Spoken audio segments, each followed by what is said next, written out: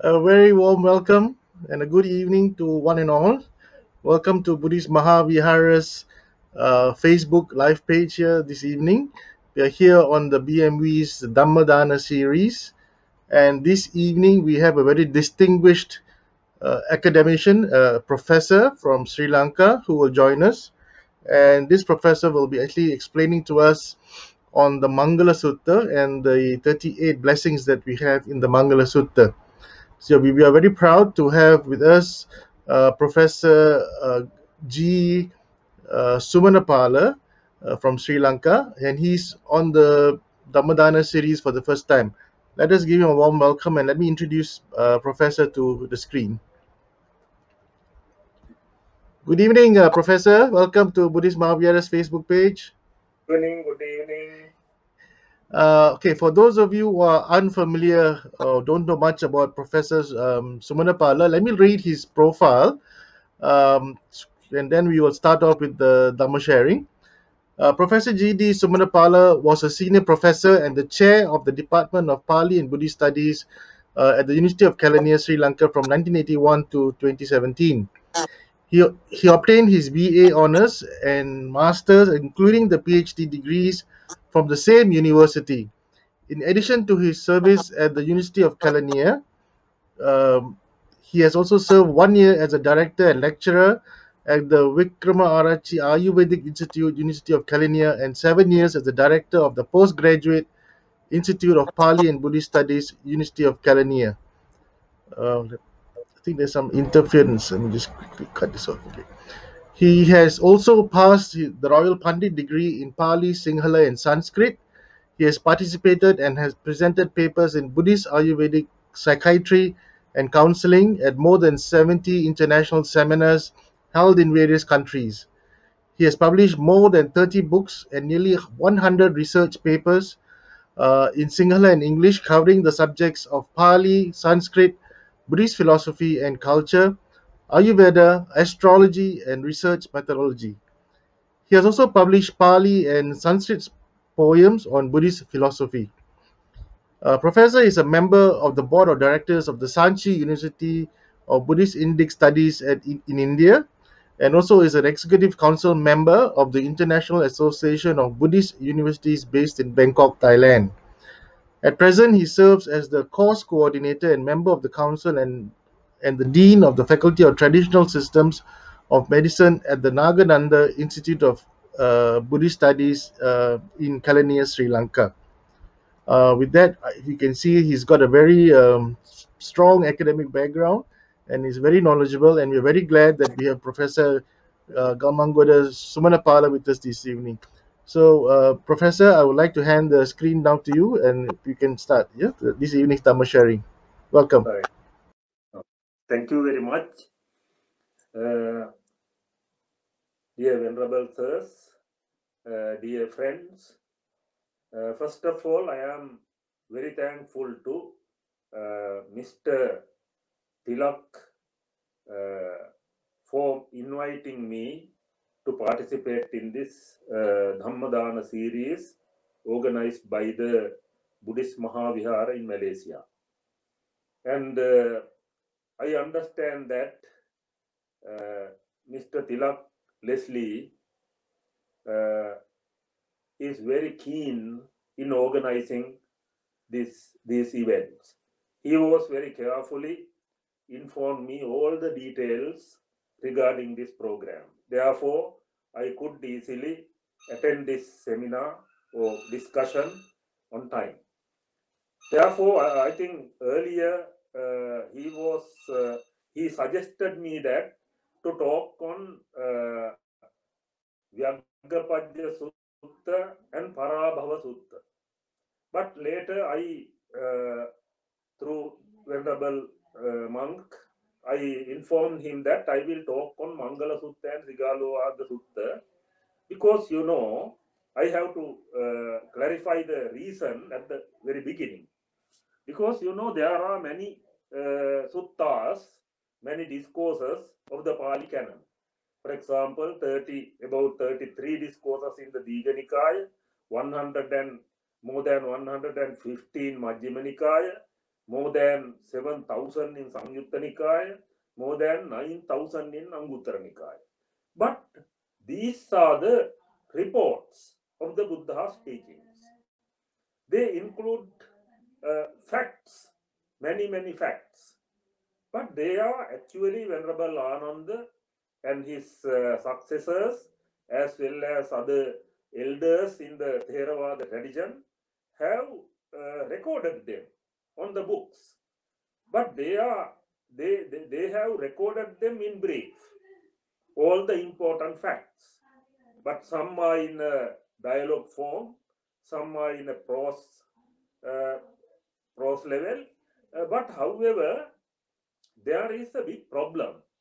The problem is that I think all of you are aware that according to the modern management system, in order to practice something or follow something, we should have planning. That means we have theories in the suttas. Many thousands of theories are there. But these theories cannot be put into practice without a plan. Therefore, we have not made many plans to practice these suttas. But in my case, I have personally published plans for a number of discourses. But Vyaggapadya Sutta and Parabhava Sutta has not been studied in order to make a plan. Because I don't like to talk on the facts. In the 38 factors, and also there are many factors in the Sigaluvada, Mangala, Vasala, Parabhava. Even I can memorize them. I have memorized them. I can chant them without referring to books. But however, it is not useful. Therefore, I like to talk on the discourses on which I have made the plans to practice it. These are not available in the other books or in the commentaries, but in the light of the commentaries, I have made these plans. Therefore, you also can think over this and you can practice it. Because Buddhism from the beginning was Vijja Charana Sampanna. The Buddha was endowed with the quality Vijja Charana Sampanna. Knowledge and practice both together. Theory and practice go together. They are not separated in Buddhism. While understanding, we have to practice it at the same time. Then, as far as Buddhist discourses are concerned, their practical ways are not always found. Because if there is a theory, suppose that theory and practice means actually practice we call sometimes technique. There is a very famous saying of a psychiatry in the West: technique without theory is blind.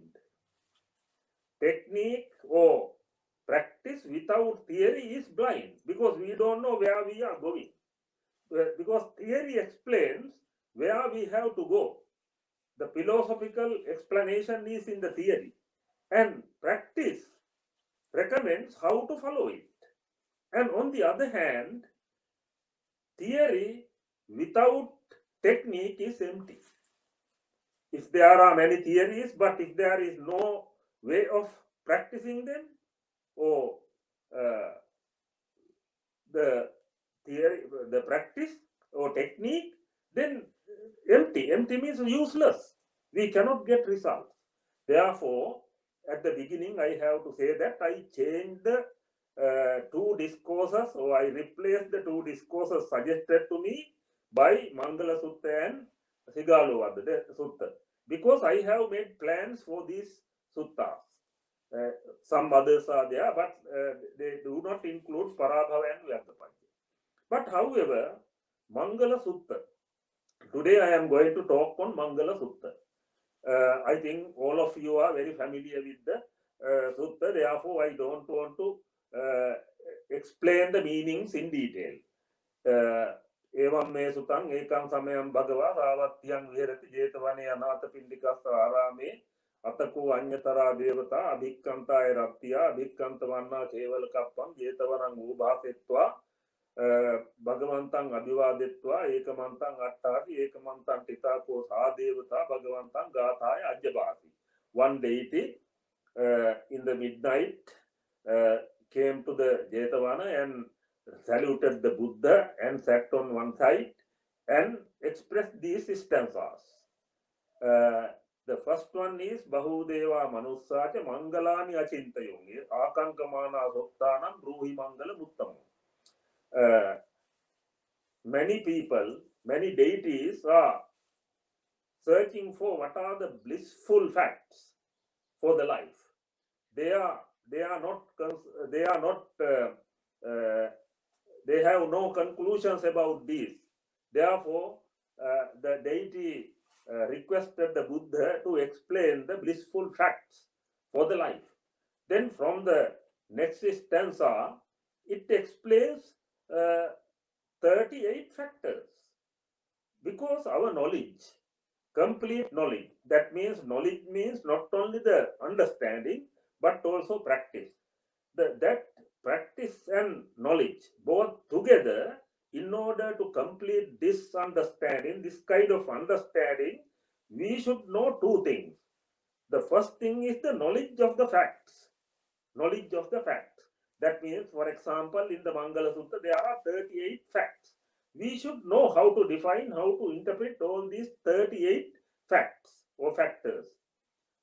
But it is only it represents only 50% of our knowledge. Then practical part is absent there. Therefore, in order to practice these 38 facts, we should know how these 38 factors are interconnected as causes and effects with reference to our day-to-day life. That is the complete understanding of Buddhist teachings. Then first, I have not changed the order of the stanzas of the discourse. I will take one by one from the beginning, and I will explain, according to my opinion, the 38 factors of Mangala Sutta can be planned under 7 steps of the life, from childhood until the time of death. We can plan our life according to these 38 factors under 7 steps. I am explaining now these 7 steps. You also can think of it, and then you may understand how to practice it. Otherwise, if we define and interpret all the 38 factors, and if we memorize the whole Mangala Sutta, but I think we cannot expect any specific effect for the life. But if we make a plan like this for these suttas, then we can practice it, we can put into practice it in the society or in the family, in the personal life. That is what my aim. Then let us take, because we have a limited time, therefore I will take one by one. But however, I am not going to explain all the meanings of all the stanzas, but I take the main idea. Each and every stanza has a main idea. I am taking that idea. Let us take the first one. Asevanacha balanam panditanancha sevana pujacha pujaniyanam etam mangala muttama. We'll take asevanacha balanam. Not to associate with bad people. Right? Then we'll take the second one. Patirupa desa vasocha pubbecha kata punyata atta samma panidicha etam mangala muttama. We'll take the living in a suitable environment. Then this is the first step. As a child, actually children should be brought up, even according to the modern psychology and psychiatry, children should be given two main things: good association and good environment.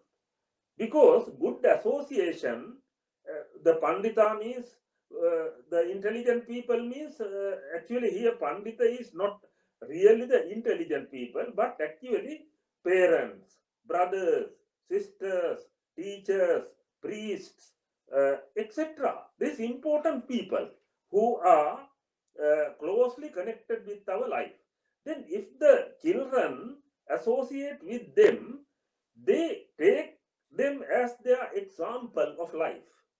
And also it is good for them because in the childhood whatever we keep in mind later on, uh, all these things influence for our life, whatever we study or do. But most important fact is that we have inherited, actually sometimes according to Buddhism, from even from previous life. But however, if we concern this life, whatever we experience in the childhood will be affected in the later, right? And the other thing is suitable environment. Suitable environment means, good hydrogen, the trees, rivers, animals, birds, forests, etc. That such a comfortable and healthy environment is very important to grow the child in healthy, because healthy life is very important, because nowadays we know that environmental pollution is very high. Therefore people are suffering with many diseases.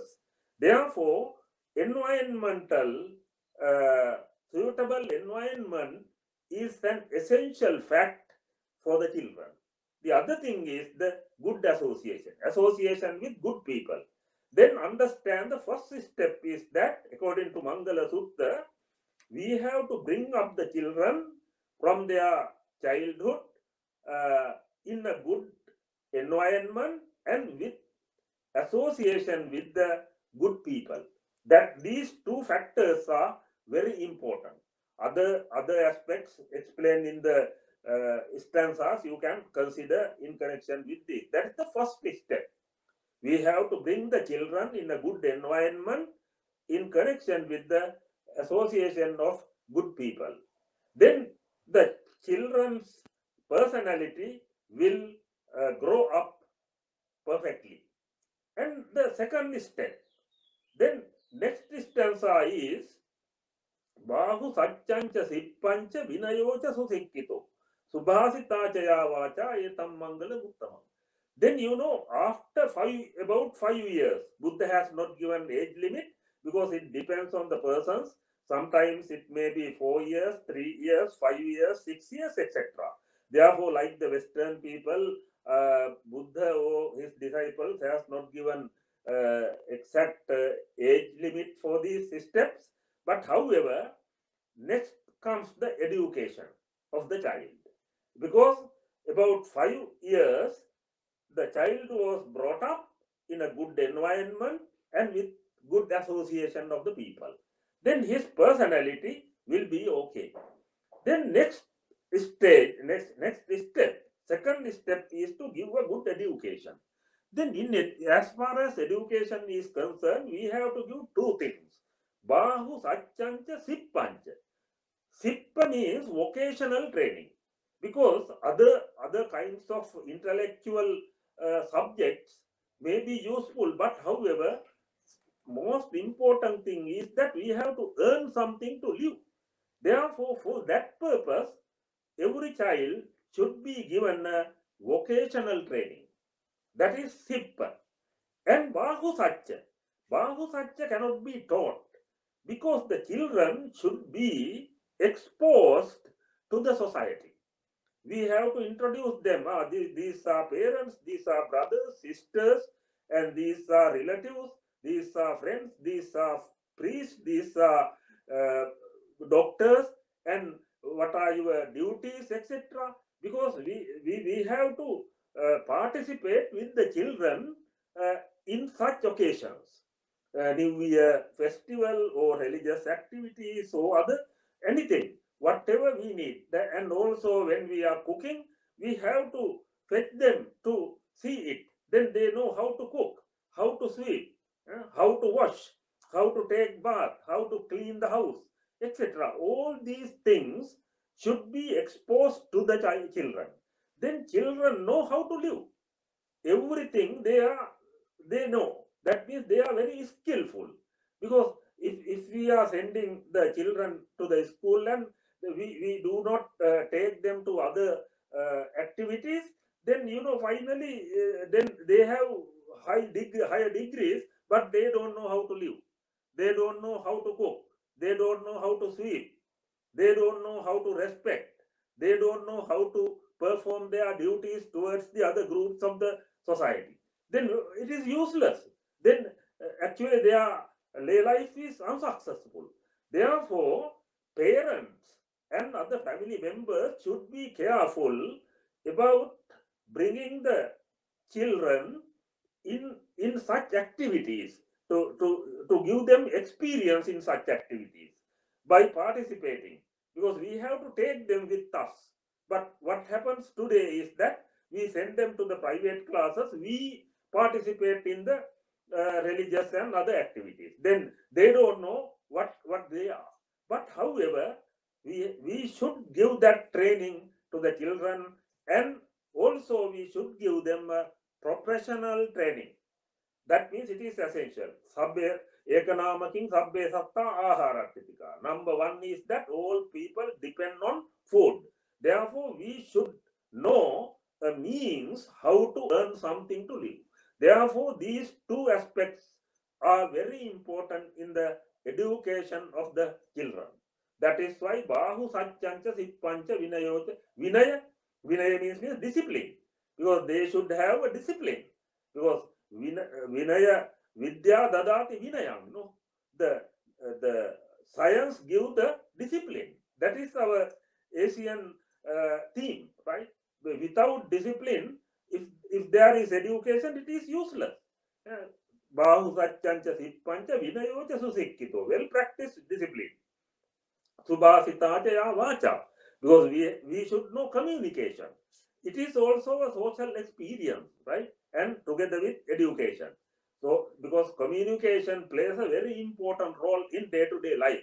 Therefore, children should be trained how to speak, and they should be disciplined, and also they should know all the activities related to their life, and also they should have a profession, maybe a doctor, teacher, or carpenter, whatever it is, right? Then this is called education according to Mangala Sutta. This is the second step of life. We have to organize the people's life in accordance with these steps from childhood and up to the death. Then first, good association, good environment. Then if these two are okay, that means their personality and health is assured.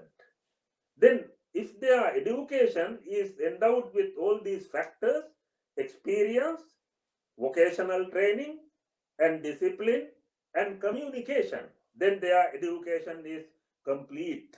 Then they become a good personality. Then now we go to the third step. Next stanza says, Mata Pitu Pattanam Puttadarasa Sangaho Anakulachakam Manta Etam Mangala Muttama. What does this mean? Mata Pitu Pattanam, duties towards the parents. Puttadara, Putta means children, and Dara means wife. Puttadarasa Sangaho. Anakulachakam Manta. Systematic, fully systematic way of life. That means now the person is perfect because he has a good personality, good experience, good education, good profession. Now he can bring up a family. Bring up a family. Actually, family system now it is destroyed in many countries. That is why many problems arise among the people, because family system is destroyed due to the modern trends, right? But however, Buddhism emphasizes the importance of family system. The family members are father, mother, wife, husband, children. That is then they should perform their duties towards the members of the family. All these duties are explained in the Sigalova the Sutta. What are the duties towards the parents, towards the teachers, etc. Then we can discuss it later. Then all these duties are family duties. Then if we are doing other duties without doing family duties, it is wrong. First of all, our first obligation is to perform our duties towards the members of the family. Members of the family means our parents, wife, husband, children. Then family life is okay. Then now we come to the fourth. First one is good association, good environment. Second one is good education, good discipline, communication. Third step is to build up a good family system. But we call it marriage, etc. But no, it is a family, because the main purpose of family system is to produce the good children to the society. That is the main purpose. Enjoyment is not the purpose of married life, but producing good people, good children to the society is the main purpose of family system. Then it is okay. Third step. Then that means we have to we have to produce good children, and we have to perform our duties towards all the members of the family. That then family life is okay. But we are not living only in a family. We are living in a society. Our families are connected with the surrounding society. Therefore, we have some duties to be performed towards the social groups. That means we have friends, relatives, religious leaders, etc. Then actually without the society, people cannot live happily. Therefore, we should perform our duties as far as possible towards the social groups. Then the next stanza says, Danancha dhamma charyacha jnatakānañca sangaho anavajjani kammani etam mangalamuttamam. Dana, dhammacharya means religious duties to be performed. We have, because religion is a part of our society. Therefore, we should do our duties towards the religion. Jnatakaanañca sangaho. Jnati means not only the relations, because Vissasa Parama Jnati.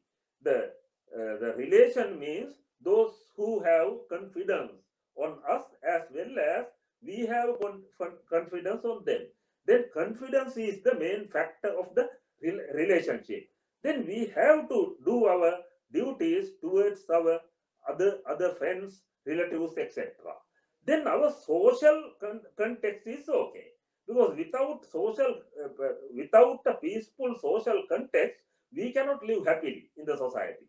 Therefore, according to this stanza, as the fourth step, we have to perform our social duties. That is number four, step 4. Now we go to the step 5. What is that? Now you see, up to this fourth level, now he has become an adult. The person has become an adult. Then, according to Buddhism, there are the treatment for adults, or respecting the adults, is a great virtue. But nowadays we know, in the modern society, adults are not treated well. They are not respected well. Why? They have not built up their character as the virtues of an adult. Then let us say, here it says, these are the main practices of the elders now, adults.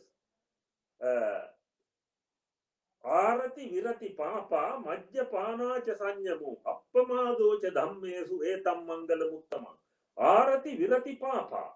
They have to refrain from all kinds of wrong things. Then only the new generation will respect the adults, right?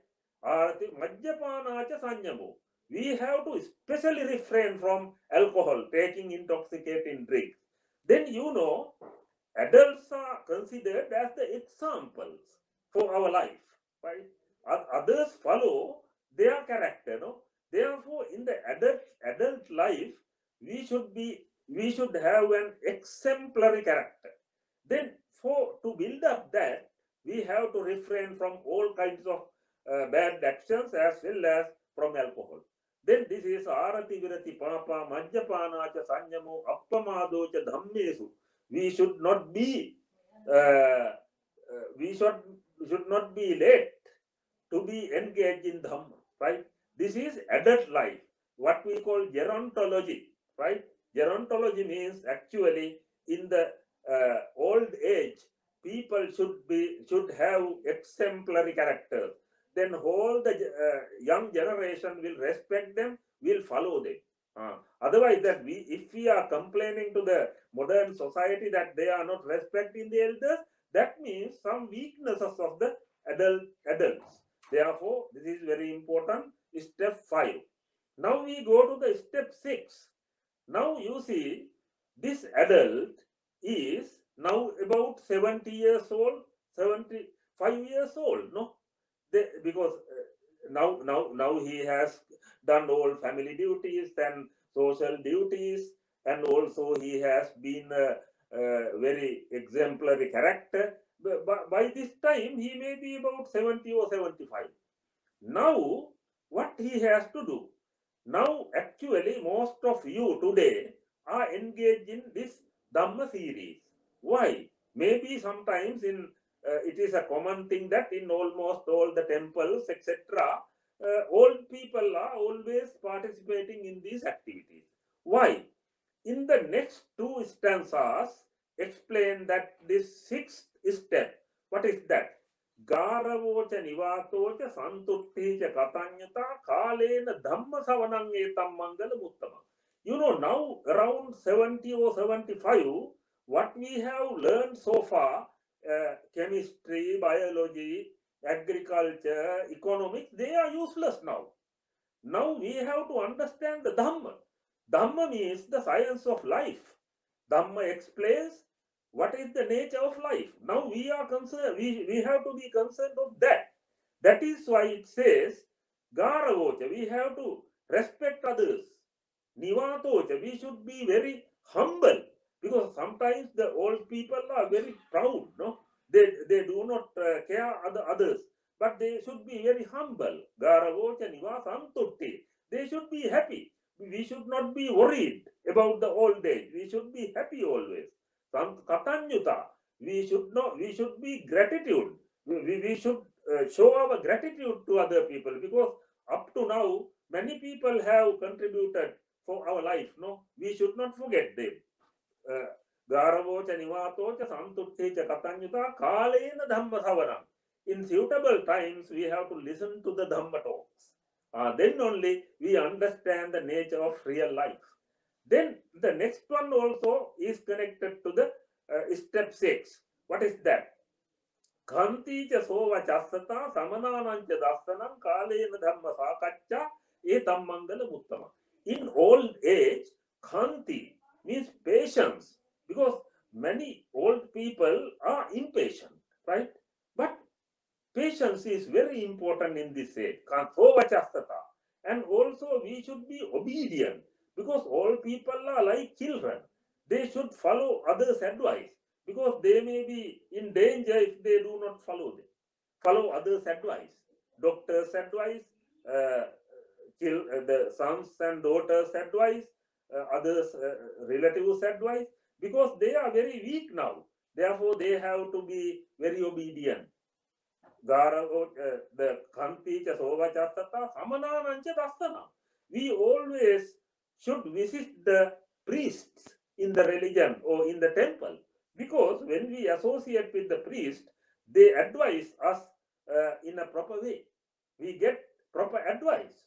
Samananancha Kalena Dhamma Sakaccha. In suitable times, we have to hold Dhamma discussions like this. Then you know these two stanzas refer to the step 6. That means we should learn the science of life. That means Dhamma. and also we should develop our good qualities as patience, etc. Then we come to the step 7, last step. Then now maybe this the concerned person may be about 85 or 90 or 80 years old. Then now he or she is confined to the bed. But still, in this age, we should not be upset. We should not be unhappy about that because death is very near. But we should not be upset if we have planned our life according to these, along these steps. No one can be unhappy. They are very happy because they have organized their life according to a plan, right? Now they have come to the last stage. Now what they have to do? Now actually they are concerned of much about their own consciousness because physical body is weak, all other relationships, other activities are stopped. Now they are confined to the bed. Then tapocha brahmacharyancha arya satchana dasanam nibbana satya kiryacha etam mangalam uttama. Now they have to concentrate their mind. It should not be confused, right? Practice meditation, brahmacharya, celibacy. That means a pure life. We have to lead the pure life. Arya Satchana Dasanam. We have to understand the noble truths. Noble truths means dukkha samudaya nirodha magga. Suffering, cause of suffering, cessation of suffering, and the path leading to the cessation of suffering. The Arya Satchana Dasanam. Nibbana Satya Kiryacha. We have to think of how to realize Nibbana, the final realization in Buddhism. Then we have to dedicate our life in this last stage for spiritual development. Then what is the result then? Then these are the 7 steps that we have to follow according to the Mangala Sutta. Then when we are following these 7 steps, we always follow all the 38 blissful factors explained in the Mangala Sutta. Then the result is, effect is this. Puttassa loka dhammehi chittang yassana kampati asokang virajang khemang etam mangalam uttamam. Puttassa loka dhammehi. You know, loka dhamma, natures of the world. There are 8 natures of the world in Buddhism explained. Labo, alabo, ayaso, yasocha, ninda, pasamsacha, sukhancha, dukkha. Laba, gaining. Alaba, losing. Labo, alab. Ayasa, ill fame. Yasa, fame. Labo, alabo, ayaso, ninda, blaming. Pasamsa, praising. Sukha, happiness. Dukkha, suffering. These 8 are called 8 good or bad. They have to face with these 8 natures of the world. Finally, that means when we are facing that old age, disease, all these things, all these 8 calamities, right? All these 8 natures of the world have to be experienced. Therefore, if we have followed, organized our life along these steps, Puttassa loka dhammehi chittang yassana kampati. Our mind will not be confused, right? Will not be moved. Chitta. Asokam. Our mind will not have sorrow. Asokam virajam. Our minds will be free from defilements. Asokam virajam khemam. Our minds will be fearless. Khemam. Asokam etam mangalam uttamam. This is also a great blessing. Now you see how useful if we make a plan like this to practice other suttas also, because we no need other Western scholars life theories. No, in gerontology also they have one theory called life course theory. Actually, it is also very similar to this. We have to organize, because when we become old people, at that time we cannot adjust our life. From the beginning, from the childhood, we have to organize the life in accordance with these gradual steps. Then finally, whole life is a happy life, blissful life. We don't have to worry about anything. Then we face the final occasion also happily, and our next life also will be okay because our final consciousness is very pure, very happy. Then we will get a very good rebirth, and that life also good until we realize the nibbana. Whole the life will be, whole the existence of sin will be okay for us. Therefore, I think this is in brief, because I have no time to explain all the factors included in all the stanzas, but this is a new idea that I give because I have made plans for many of the discourses. That is why I prefer to talk only on those discourses. But in the future, I will make some plans for Parabhav and Vyagapajya also, but I have published them.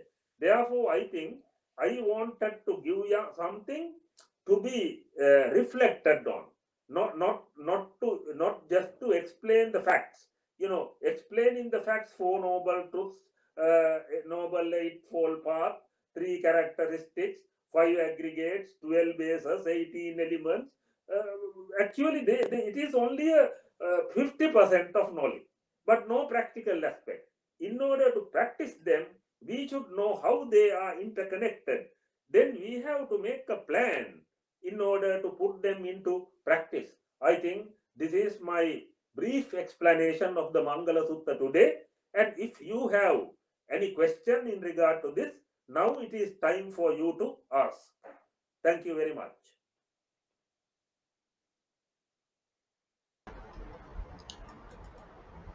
Thank you, Professor. I think there was an excellent sharing. I think this is the first time I've heard anybody speak about the Mangala Sutta in this way. You have actually put it in very broad terms, in terms of a plan. Because yes, we always study the suttas in terms of just the facts, just dry facts, and I think sometimes it's very hard to comprehend the facts alone just reading the sutta. So I think what you have done is an excellent piece of work in research in trying to make us understand the Mangala Sutta, and you have kind of even simplified it for us in the fact that you start from a very young age as a child, and then as you grow older, the things that you need to do to have a perfect, good life. Let me see. Is there any questions that we can answer? Mm. There's one question here, Professor. Can you Yeah. see the question? What about contentment? Can you please explain its usefulness in modern living? Thank you.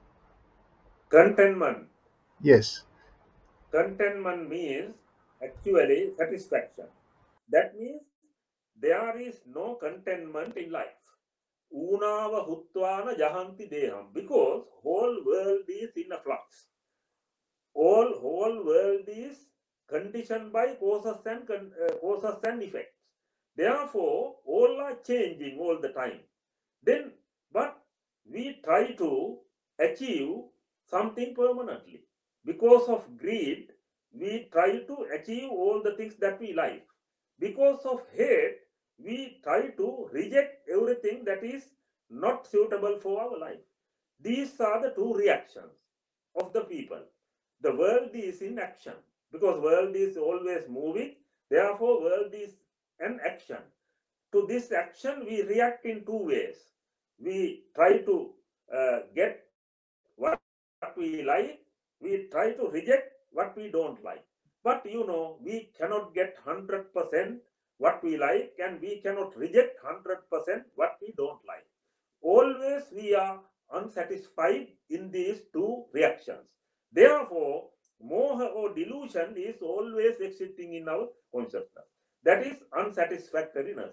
But as long as we live in this world, we cannot completely uh, be free from this. Therefore, Buddha has advised reduce greed, reduce hatred.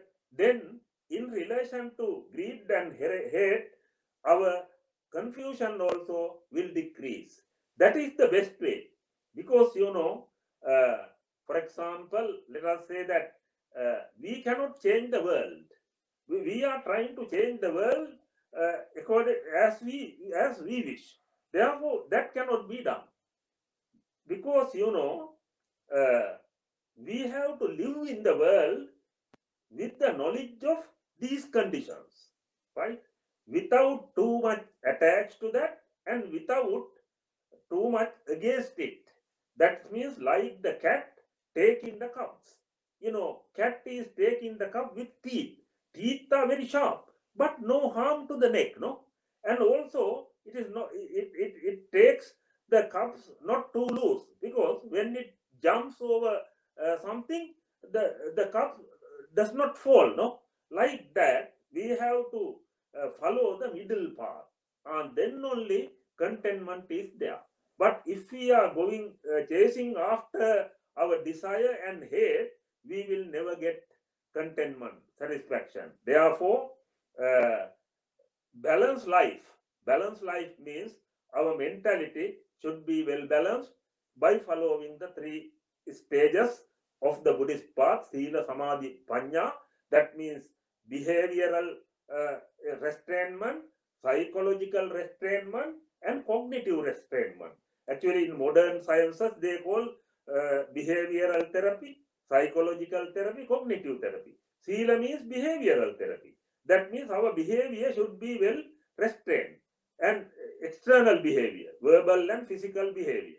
And samadhi means mental behavior. Mind should be concentrated. It is called psychological therapy. And also, when we have these two kinds of restrainment, physical and mental, then we can understand the reality of the world. That is called panya, wisdom, cognitive therapy. Then we can understand and ignore unnecessary things, right? If we put everything, necessary and unnecessary things, into the mind, then our mind will be full of many things.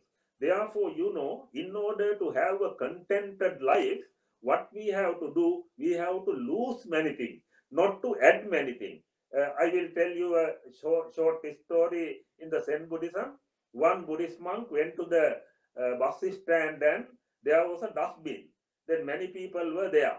Then he opened the dustbin and he took one by one all the dirty things and put outside.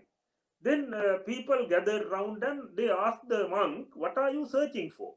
"Oh, I am searching for Nibbana, the final realization of Buddhism." Then the people asked, "How can you find Nibbana in the dustbin?" "No, if we remove the old dirties inside, then there is Nibbana." Like that, we have to we have to lead a simple life, organized life, planned life. Then only we have contentment. Thank you. Thank you, Professor. I guess our minds are like dustbin, so we have to clear our minds just like the dustbin to attain nibbana. Uh, just one observation, Professor. You mentioned earlier about in the early stages of our life when we are children, uh, parent support is very crucial in the upbringing of a child. Uh, I think if you notice, many people when before the pandemic, when we used to have Sunday schools, I think in Sri Lanka also you also have Sunday Dhamma schools. Normally, the Yeah. parents just come and drop off the kids in the Sunday school, and the parents will go and do their normal thing. They will go to the market or they will go and watch a movie or whatever it is, and then come back later and pick up the kid because they leave the responsibility to the Sunday school teacher. But in what you said, I mean, in earlier, I think it's critical that we change the education system, Buddhist education system, where parents actually be involved with the upbringing, the religious upbringing of the child. So you have an experiential learning system where children and parents study the religion together, and I think that should be more useful in Dhamma education. What are your thoughts on this, Professor? 100% correct. Because if we put the child into the at the dharma school, and if we go and watch a film, etc., it is useless. Because parents should be involved. Actually, they should stay in the dharma school. They also can do many things. There is a shrine room, pagoda, etc. They can meditate. They can engage in Buddhism. Then that is not only for the children. Otherwise, the children will think, "Oh, we are we are forced to do this. My parents are not doing, but parents should be should train themselves in the same discipline, because Dharma school is very important. The actually in some programs, actually in Sri Lanka we also have English medium Dharma school. One day we have to organize that children observe the precepts. The next that means parents treat them, and next day parents should observe the precepts and children serve them, like that. It should be a mutual development. Therefore, I think for all the occasions in the childhood, parents should be with them. Parents should guide them. Otherwise, we are behaving in a separate way, and we ask the children to train them. No, it is useless. I think very good suggestion. 100% I agree, because otherwise we should have adult Dharma schools separately, because we should teach them. Otherwise, useless. Because Dhamma is for all, no? It is not limited to the children or some others. Whole the life, all the people should be engaged in Dharma activities. But remember this saying, Satang Vihaya Bhoktavyam. If you have 100 things to do, 100 duties, give up them, because you have to eat on time. Eating is more important. You can give up 100 other activities and eat on time. Satang vihaya bhoktavya. Sahasrasnanamevacha. If you have 1,000 works to do, give up them, but take bath on time. That bathing is more important than eating, because you have to eat giving away 100 activities, but you have to take bath even giving up 1,000 activities, because sleeping is more important than eating. Laksam hitvana no satang vihaya bhoktavyam sahasrasnana mevacha. 1,000 works you have to give up, but take a bath. That bathing is more important than eating. The bathing, laksang hitvana suptavyam. We even giving up 100,000 activities, you have to sleep. Then sleeping is more important than bathing. Taking bath. Taking bath is more important than eating, right? And sleeping is more important than taking bath. Quoting hitva muning vrajet, giving up hundreds of thousands of activities, go to the temple, go to the teacher and practice religion. Then religious practice is the most important factor in life, because all other requirements, the biological needs, security needs, social needs, esteem needs, self-actualization needs, according to Abraham Maslow. But all those things are temporary. But finally, when we face the death, we should have we have a requirement called spiritual need. Spiritual needs of the people are fulfilled only by following religion. Therefore, the most important factor in life is religious training. It should be done by all, not only by the children, but also by parents. Thank you. It's a very important issue that Mr. Tilak pointed out. Yeah. Thank you, Professor. Thank you. Now, I think as Professor mentioned, the most important thing is to visit I can, yeah. temples and to learn the Dhamma. So now actually there's no more excuse, because the Buddhist Mahavihara is also open, normal hours, of course, with limited number of people. Our Sunday school will be open, I think, sometime in June. Right now it's online. So, but still, the temple is open, and you can always come and visit, and you can also speak to the monks in the Buddhist Mahavihara if you have any queries or doubts. So we have come to the end of this evening's Dhamma sharing, and we would. Oh, sorry, there's one more question, doctors. Professor. Sorry, let me see. Can you see that I question? can, Can you see? Or shall I I read it to cannot you? hear. Okay. Let me read the question to you. Yes, if parents are not keen in the study of Buddha Dhamma, how can they expect their kids to also be interested in the Buddha Dhamma? Parents must lead by example. This is very No, no, important and meaningful. Can you hear me? Can you hear what I'm saying? no, it's still, yes. Okay, yes, if parents are not keen in the study of No, Buddha no, no. Dhamma, you can't hear me.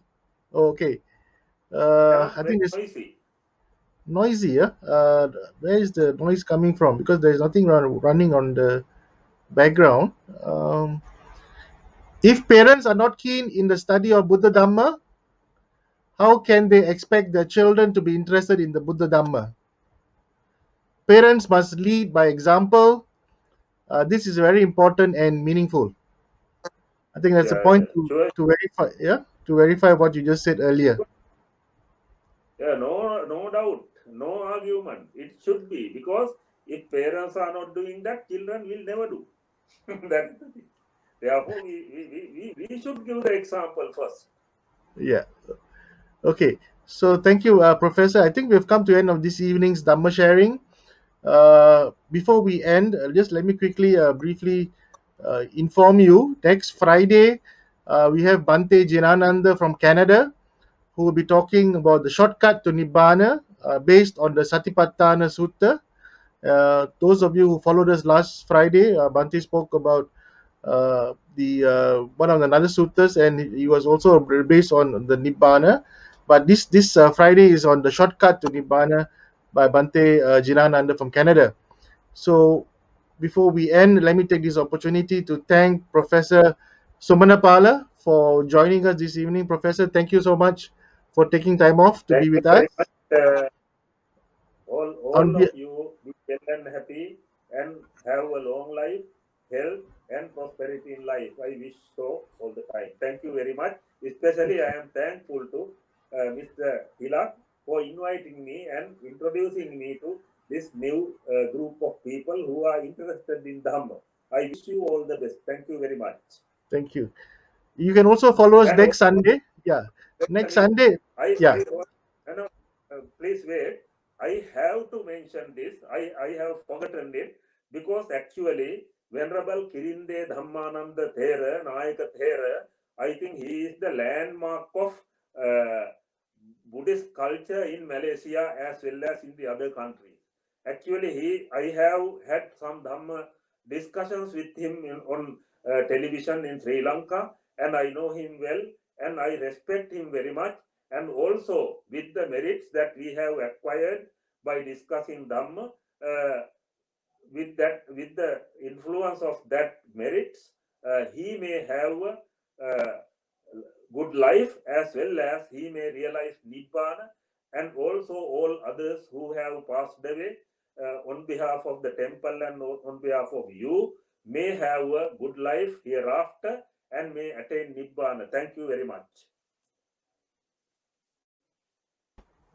thank you, Professor. So on behalf of the monks and the committee of management of the Buddhist Mahavihara, thank you for joining us. To also the sponsors this evening for helping to ensure that this program runs smoothly, and to all our listeners and viewers throughout the world. I hope you enjoyed Professor Sumanapala's explanation of the Mangala Sutta. If you did, please follow us next Sunday. But Professor will be talking about the Sigala Vada Sutta, and he'll be giving his version of how to comprehend and understand the Sigala Vada Sutta. So with that, we've come to the end of this evening's Dhamma sharing. We will see you next Friday evening once again. Sadhu, and a pleasant evening to one and all.